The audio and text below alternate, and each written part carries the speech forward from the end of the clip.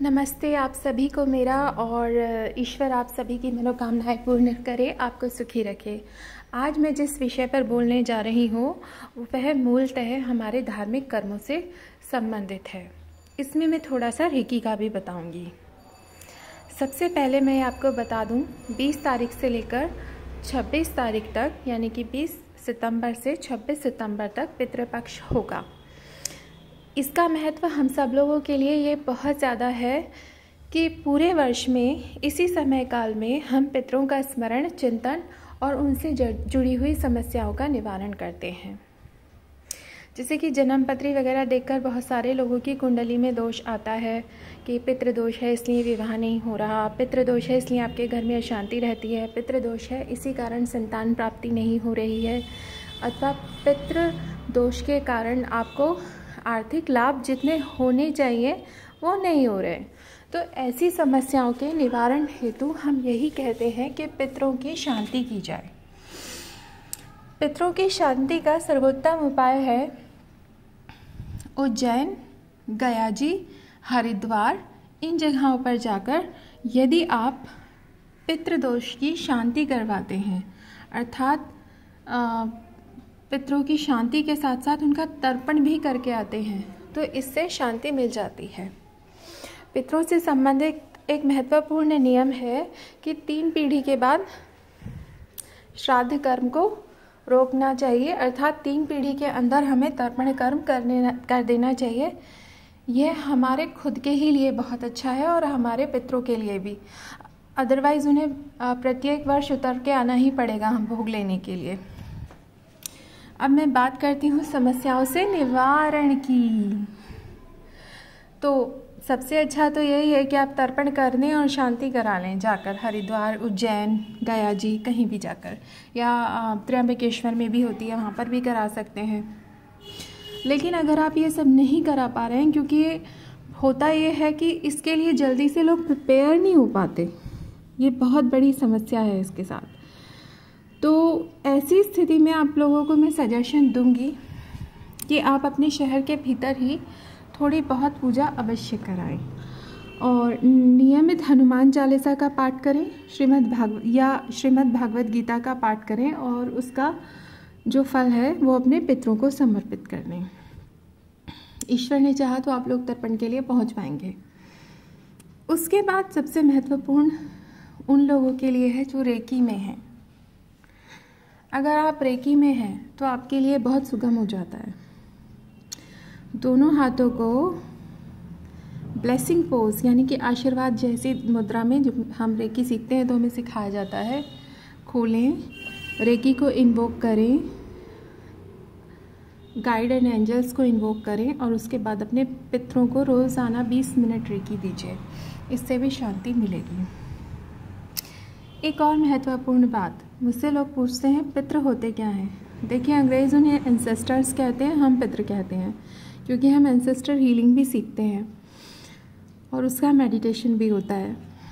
लेकिन ये होते एक ही हैं और पितृ का अर्थ है पिता, यानी कि जैसे मेरे पिता मेरे पितृ, फिर उनके पिता पितृ। लेकिन ये लोग ना एक सीरीज़ में जुड़ते जाते हैं, इसीलिए इसे पितृपक्ष या इन सभी हमारे पितरों को, पूर्वजों को स्मरण कर, ध्यान कर उनके नाम से दान अनुदान करने के लिए मनाया जाता है। इससे उनको शांति मिलती है और उन्हें वो सकारात्मक ऊर्जा मिलती है कि वो शांत रहते हैं पूरे वर्ष। अब पितृदोष कैसे उजागर होता है ये भी बता देती हूँ। यदि हमारे पूर्वजों में किसी ने पाप कर्म किए हैं तो उसके कुल वंश पर पितृदोष लग जाता है। ये पाप विशेषकर स्त्रियों के विरुद्ध, निर्धनों के विरुद्ध, या ऐसे लोग जिनके ऊपर हमें करुणा करनी थी लेकिन नहीं की गई, उसकी वजह से होते हैं। जिस कुल वंश में कन्याओं का, स्त्रियों का अपमान होता है वो दुखी रहती हैं, चाहे वो बहू हो, बेटी हो, बहन हो, कोई भी किसी भी संबंध से हो, उनमें होता है। जिन वंश और कुल में भ्रूण हत्या की जाती है या जन्म होते ही बच्ची को मार दिया जाता है या जा चुका है, उनके कुल वंश में तो होता ही होता है। और ये सबसे जटिल वाला पितृदोष है, इसका निवारण भी बहुत जल्दी से नहीं होता।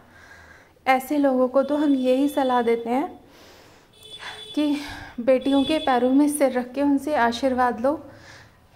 जिस दिन उनके आशीर्वाद की सकारात्मक ऊर्जा इतनी हो जाएगी कि आपके पाप को दबा दे, उस दिन आपको मुक्ति मिल जाएगी। तो ये छोटे छोटे से उपाय होते हैं। लेकिन आप रेकी में हैं तो ये सबसे अच्छा है, आप सबसे जल्दी इस समस्या को निकाल सकते हैं। पितरों के नाम से यदि आप दान करते हैं वो भी बहुत अच्छा रहता है। पितरों के ये जो दिन आते हैं इनमें थोड़ा सा हम लोग नेगेटिव एनर्जी में डाउन, थोड़े निम्न ऊर्जा स्तर से गुजरते हैं। हम ये अनुभव करते हैं कि हर समय नींद आ रही है। वो इसलिए होता है कि क्योंकि अब मैं तो एक आत्मा हूँ, कहीं से आई हूँ। अब मेरा जहाँ जिस दिन श्राद्ध नियम कर्म होगा, स्मरण होगा, तो मेरे को वहाँ के लिए खिंचाव महसूस होगा।